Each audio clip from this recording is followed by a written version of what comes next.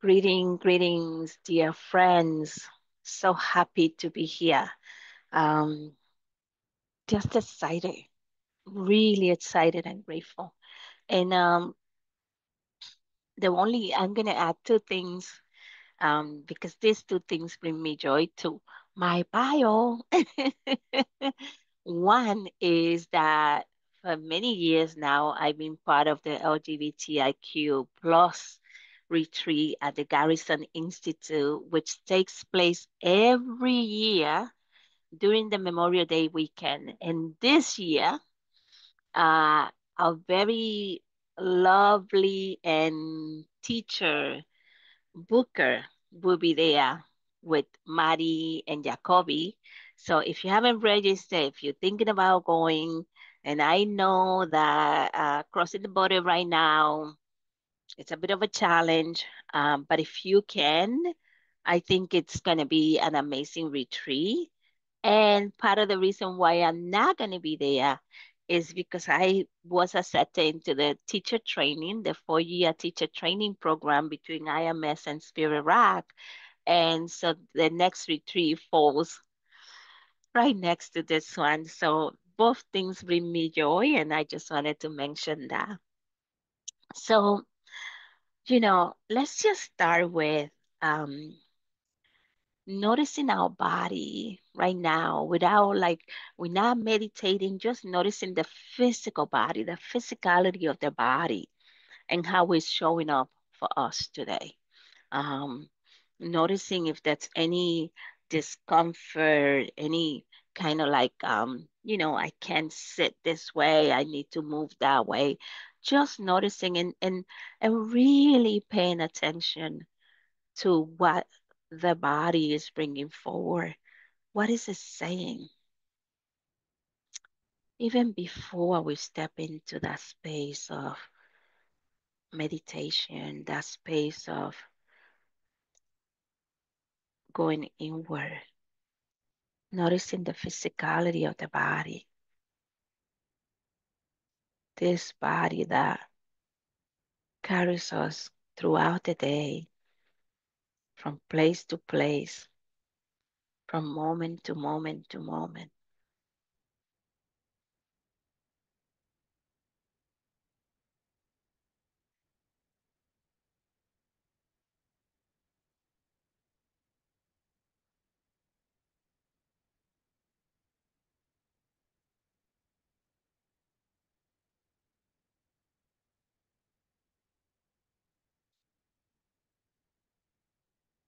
Taking time to notice the breath, maybe the deep breath that we can take today. Maybe with a bit of an exhale.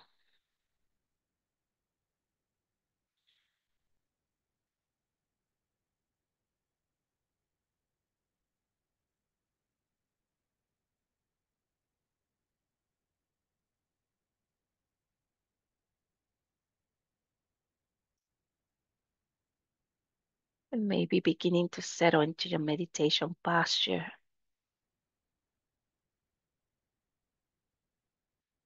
Maybe taking a sit, which the Buddha took more than 2,600 years ago.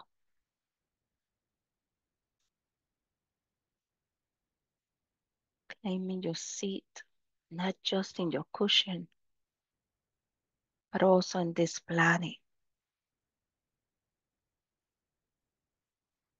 Claiming your seat in this moment.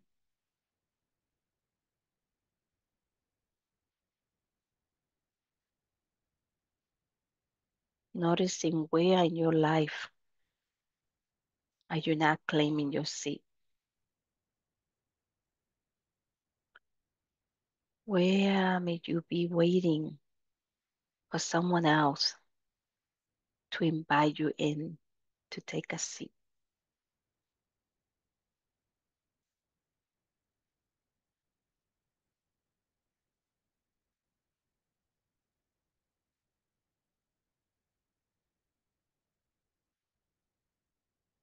claiming your own right to be here and claiming your own Buddha nature.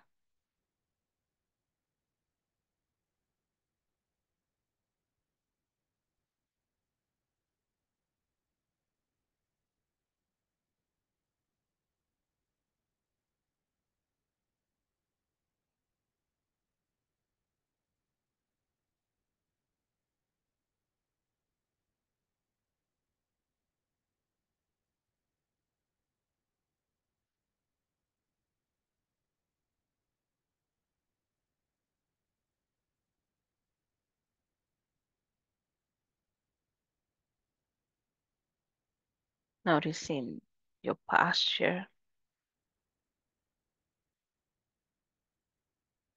whether you're sitting, laying down, standing, or walking,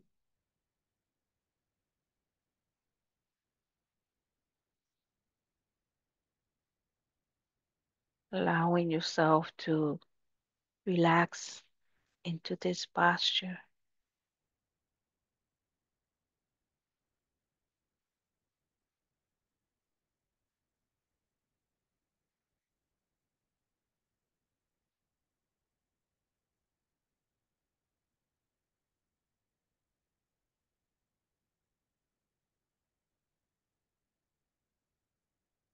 sitting ready to receive with gratitude and joy whatever arises,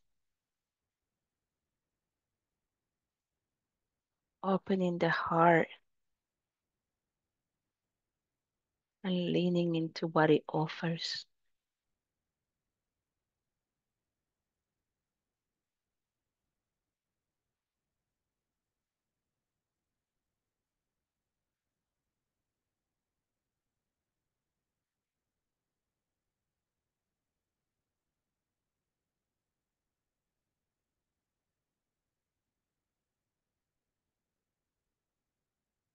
casting the eyes down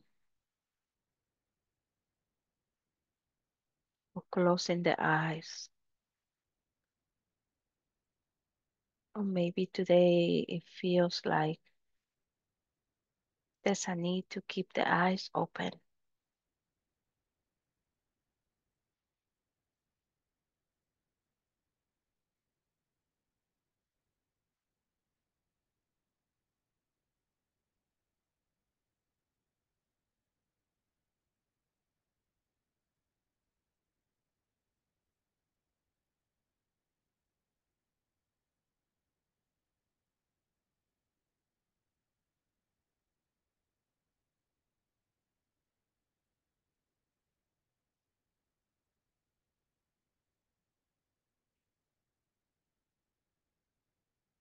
relaxing the lips, the mouth,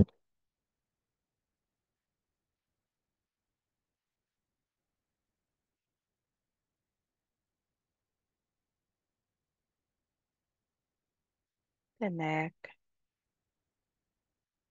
the shoulders,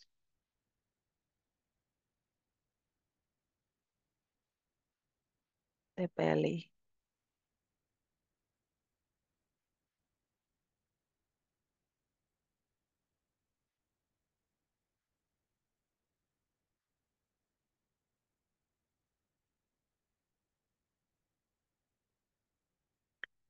knowing that the body is fully supported by the earth,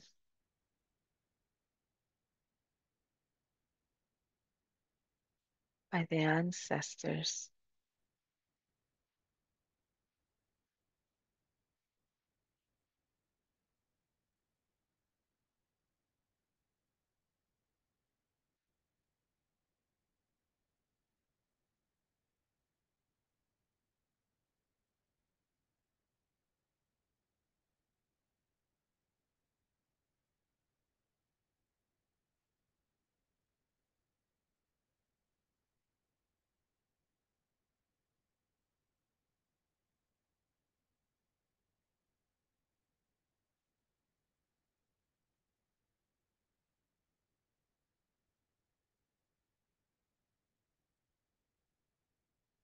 choosing an anchor for yourself, whether it's the breath, the body,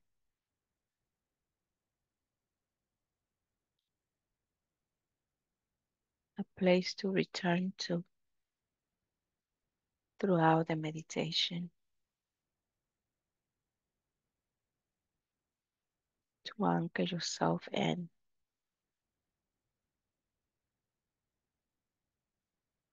just as the Buddha anchored himself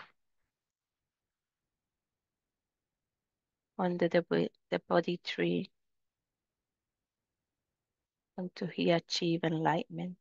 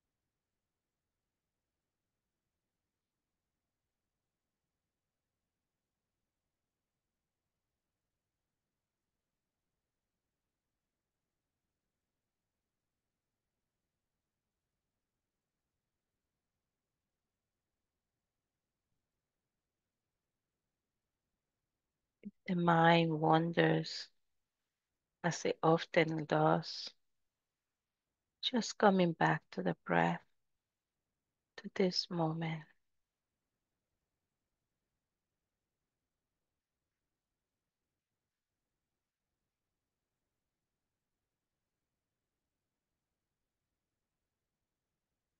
Breathing in and breathing out.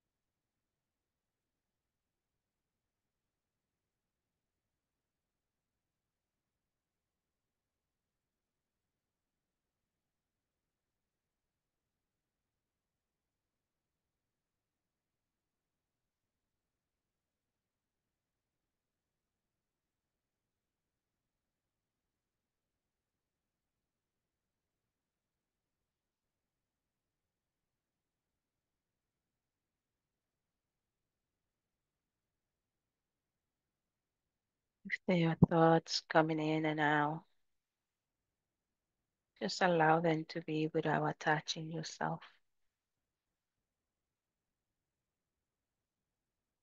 Coming back to your anchor, whether it's your breath or the body.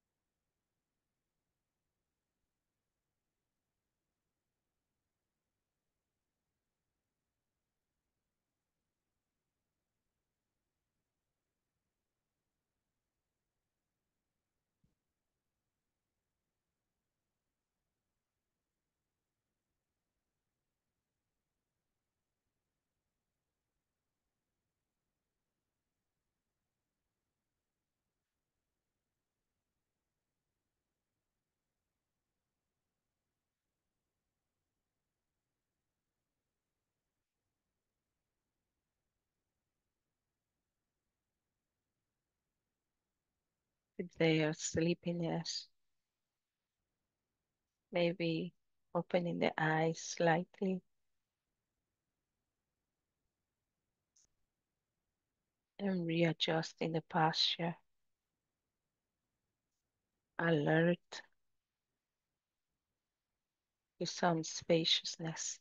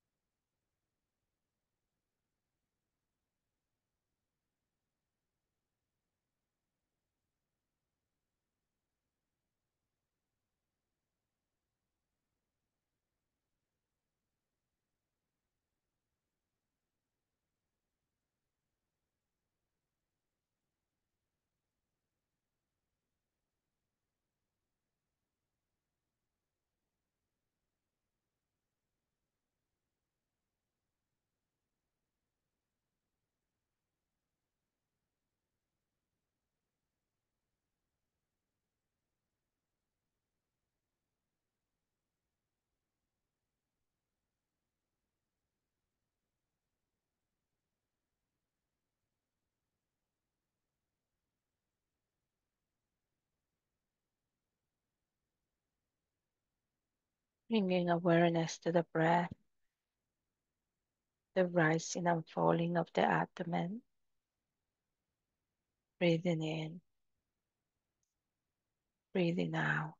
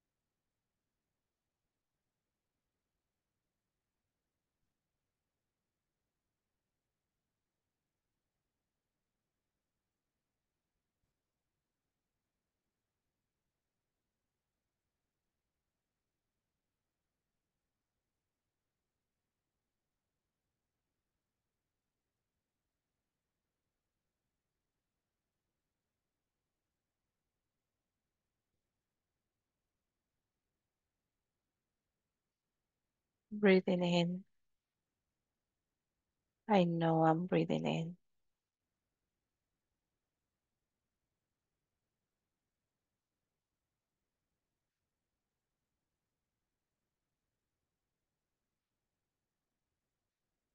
Breathing out. I know I'm breathing out.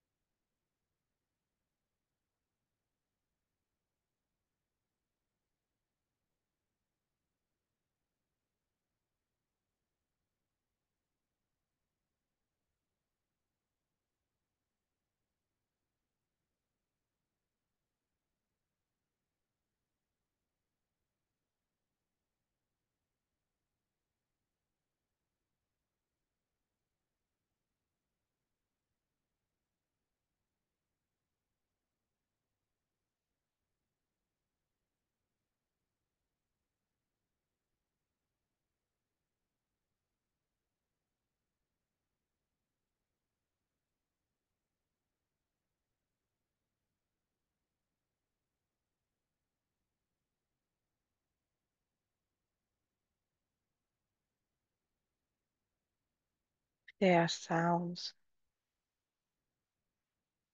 just allowing them to be and returning to the breath,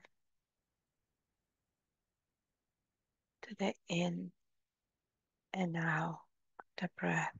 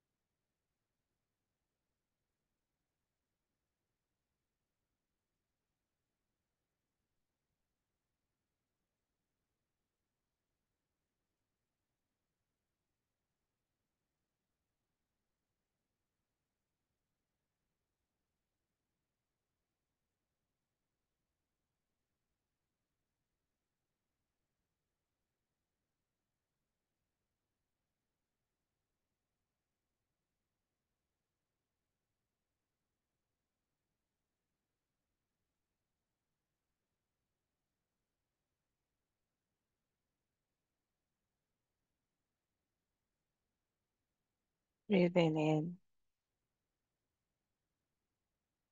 I'm aware I'm breathing in. Breathing out, I'm aware I'm breathing out.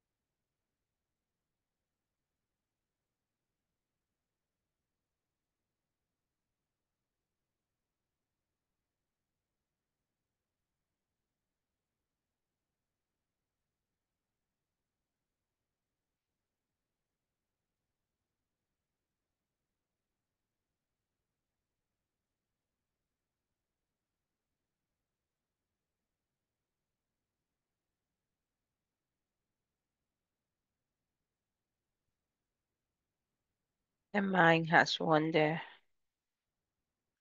maybe there's a part of the body that can be used as an anchor. The hands, the feet, the buttocks in the chair.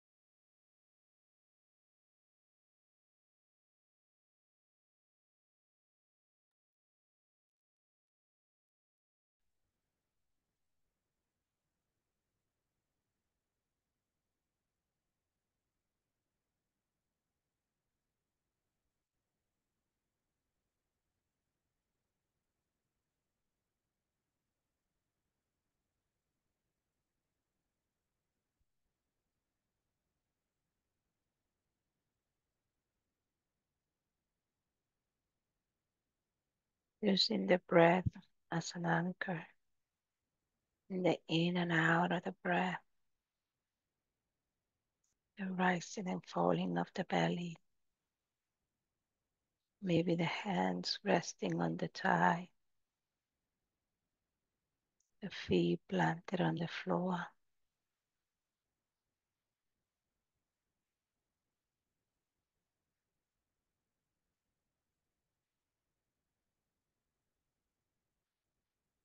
Coming back to this moment,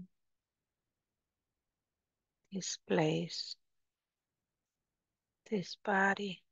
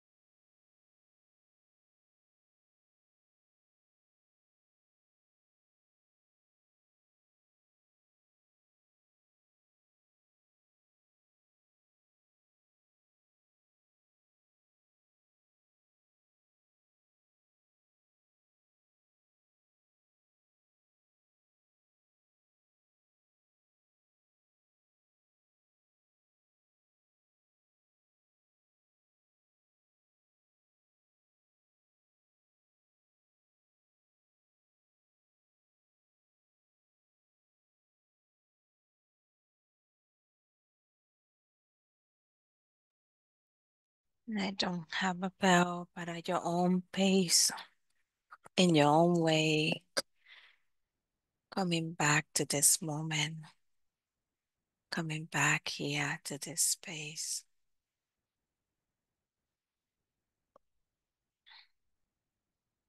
Mm.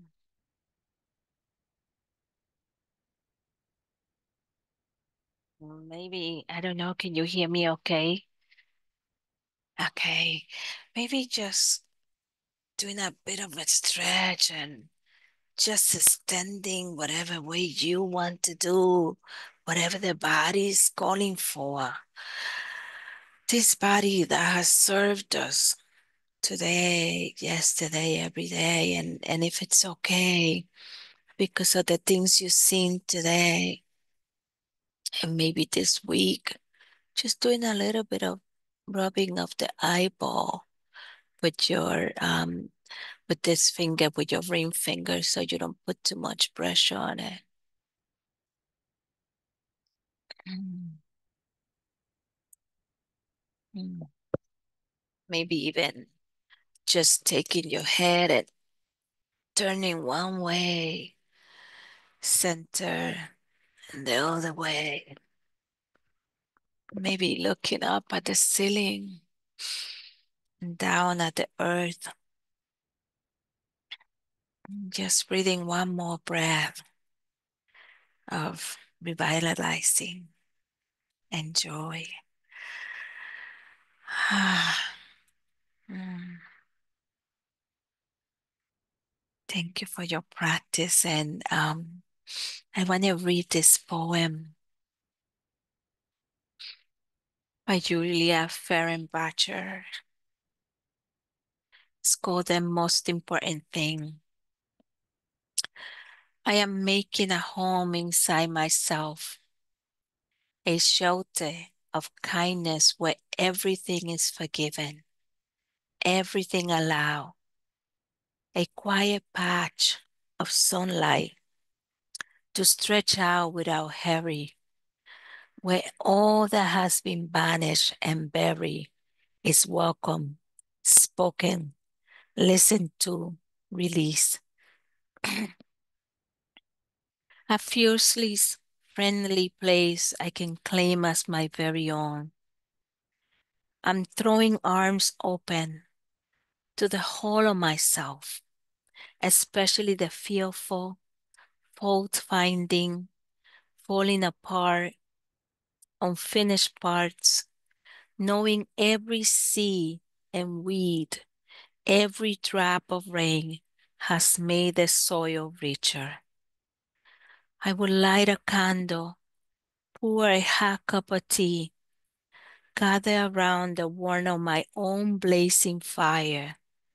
I will howl if I want to, knowing this flame can burn through any perceived problem, any prescribed perfectionism, any lying limitation, every heavy thing.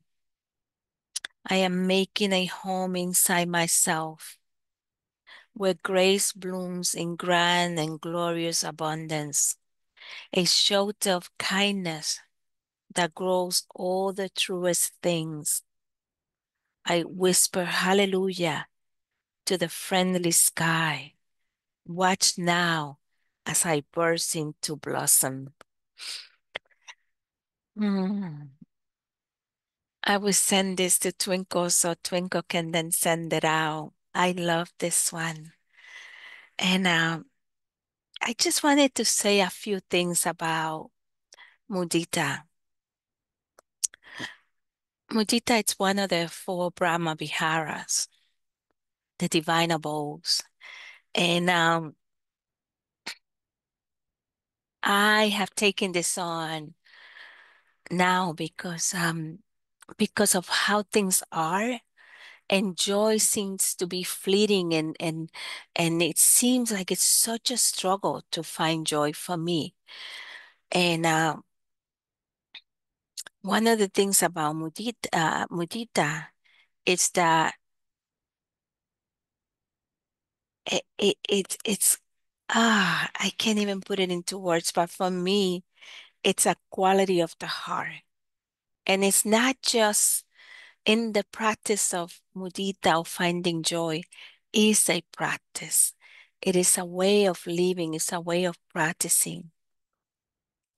And the Brahma Viharas are known as the four boundless qualities. Um, And they are also seeing as the path to awakening. And we all know loving kindness, which metta, compassion, karuna, sympathetic joy, which is mudita, and equanimity.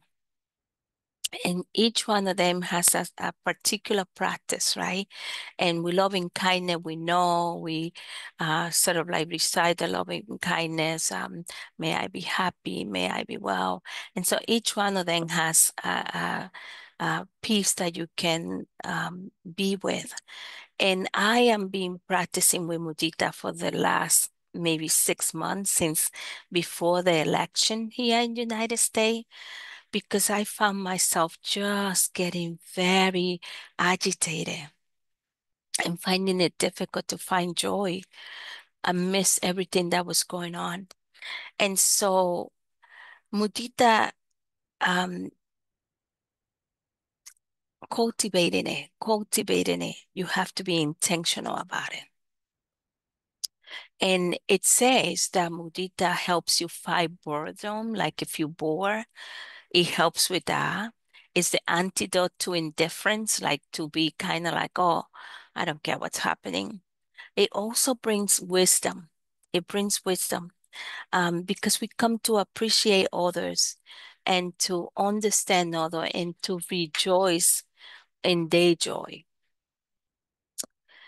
Mudita can also serve as a way of, like right now in this moment, of finding hope in your practice. Sometimes it may feel like, oh, where is this going? So the practice of mudita is just like the practice of loving kindness. And here are the 4 phrases. May you be happy. May your happiness continue. May you appreciate your joy. And I am happy for you.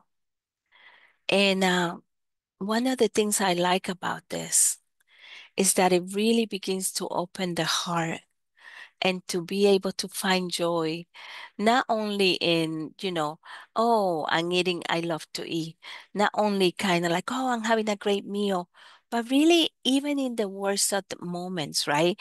So I take the train here in New York City and, you know, I have to take a bus, a train, another bus, and then another bus just to get to work, and it's about 45 minutes to an hour. And sometimes the train is so crowded, and I can find joy on my train is on time, right? I can find joy in that. And it seems simple, but finding joy in that. And so mudita is truly a practice of bringing joy into your life. Kind of like you going and you're looking for it, you're seeking it out. And it falls under the category of a good friend, um, a loved one, um, a partner, and it's just such a practice. What I like about this, um, here's what the Buddha say from the Digha Nikaya. Here amongst a disciple let his mind pervade 1/4 of the world with thoughts of unselfish joy, and so the second, and so the third, and so the fourth, and thus the whole wide world, above, below, around, and everywhere, and equally, he continues to pervade with a heart of unselfish joy, abundant, grown, great, measureless, without hostility or ill will. And I don't know, I hear what I hear here on the news, but it takes a lot right now to be joyful. It is taking a lot. Um, and so it's not an easy practice. It is quite challenging to practice in this way. And so it's about turning towards that practice, turning towards that way, that when you sit, you know you're sitting. that when you are walking, you know you're walking. That's kind of like what the Buddha say. So when you're practicing with mudita, you know you're practicing with mudita. So you almost have to take a magnifying glass today to find it. And that's what I used to think, but that's not so. I can find joy in everything. I can just plant that seed and begin to cultivate that, begin to experience that in my body. One of the things that I've been practicing with is that the um, for me, and this is only for me, the near enemy of mudita is insincerity, right? Like I may think oh, I'm very happy for you, but I'm not really being honest about it. And I'm really practicing with that right now. And I'm also practicing with the other aspect of it, which is aversion, sort of like the pushing away. And I find that I don't want to hear it. I don't want to hear it. Don't tell me. Don't say the word. Don't show me one more thing that it's happening here in the United States that this administration is doing and bringing forward. And what I find is that when I'm like that, my heart closes. If I am practicing with mudita, with the joy and the happiness that's around, I can really be with that. And the Buddha said we're going to have 10,000 joys and 10,000 sorrow. And as of late, I've been feeling, oh my God, this guy was so wrong. He was so wrong. It's all about the suffering right now. But I have to snap myself out of that and really believe that what he says is true, that there are 10,000 joys and 10,000 sorrow, that we can actually cultivate mudita, that we can plant that seed, that we can stay present to that, that we can welcome whatever's coming our way. And I'm gonna I have I I'm gonna just read this little piece here in relationship to mudita. So you know when we take the presets, right? So I've been practicing with the presets from the Manzanita Villa, um, and it says the first preset: aware of violence in this world, I am of the power of nonviolent resistance. I stand in the presence of the ancestor, the earth, and future generation, and vow to cultivate the compassion that seeks to protect each living being. So every day I get to work. I start at 7 and I get there at 6:15, 6:30, and I use the first half hour to sit. And I read the presets and I read all the things. And the first preset, which is non-violent, non-killing, if I'm not going to do any of that, right? Because I can kill somebody with my mind, right? Like I'm thinking. My wife every so often would come in and say when she hears something about this administration, she say, "Well, you know somebody," and I say, "Please don't say it. Please don't say it. Please don't say it," right? Because I want to make sure that not even with my mind, I'm hurting someone. Not even with my mind. And so I am taking the first preset to watch for that. And so if I don't want to have that, I have to put something else in. I have to put joy in. And I'm noticing it's 8 o'clock, and I did say that I was going to stick to the schedule today. Um, I'm going to send Twinkle the poem and this preset, which I'm pretty sure many of you have come across. Um, Maybe I can just, because I had him open. Let me just It looks like Lindsay put the poem in the chat. Ah, perfect. I love it.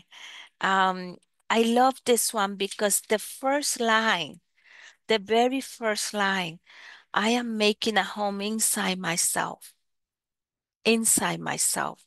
So the Buddha spoke to that Buddha nature to in all of us, in all of us, not just a few people. All of us have that Buddha nature, and making a home inside ourselves a shelter of kindness where everything is forgiven. I I can't say enough about that. Let me drop this in because I am in love. I've been using them since they came my way, and I just love them. But if there's anything that you want to share about how you practice yourself with either one of the for brahmavihara, whether it is mudita or metta or karuna or upeka. I last year took on the practice of upeka because that's another one. You know, the near enemy of upeka or equanimity is indifference, and the far enemy is greed or taking sides. So because the election were coming, it was the year of election, I took that on. And now I'm taking on the practice of mudita. Whenever I'm sitting, I'm practicing with that, right? I'm practicing with that because I want to be able to sit with that. See with, may you be happy. May your happiness continue. May you appreciate your joy. And I am happy for you, truly happy. So, not sure if someone here does the dedication of merits, or if you guys want me to do it, or if how that works. I'll be happy to do it if no one else wants to. And let me just grab it from here. Can I just, one more thing I want to share about this joy. This is from Jack Confield.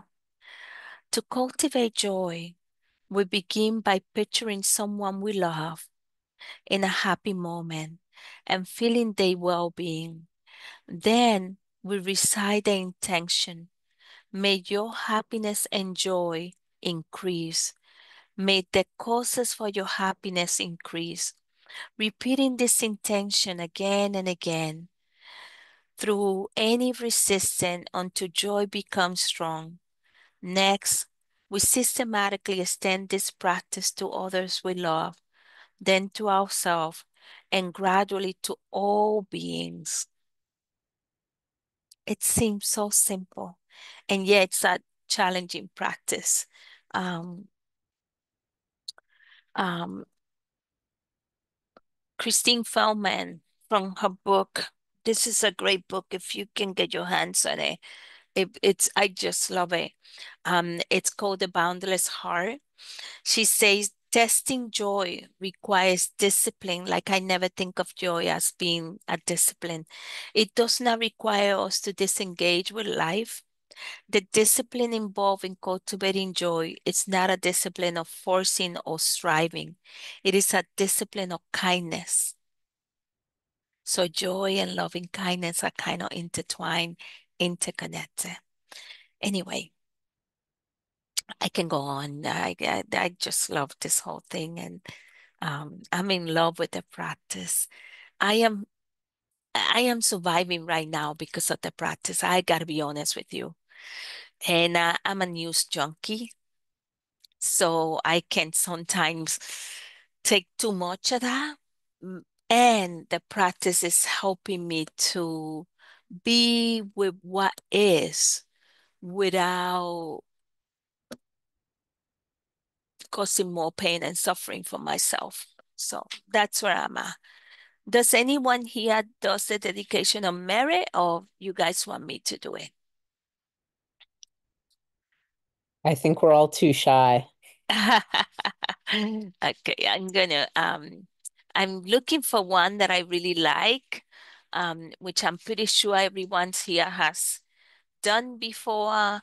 And it looks like I may not find it, but if I don't find it, it's okay. I'll send it to you and as an offer, but I'm just gonna offer it in the way that it's resonating for me right now. May the merits of our practice serve to liberate all beings, those seen and unseen, above and below, those with two-legged, four-legged, creepy crawler, and above all, may the merits of our practice serve to bridge, truly bridge each other and bring about interconnectedness, interrelatedness, and love and joy for all of us. Thank you. Thank And I, you. and I don't know if you guys want to ask anything, say anything. I have no way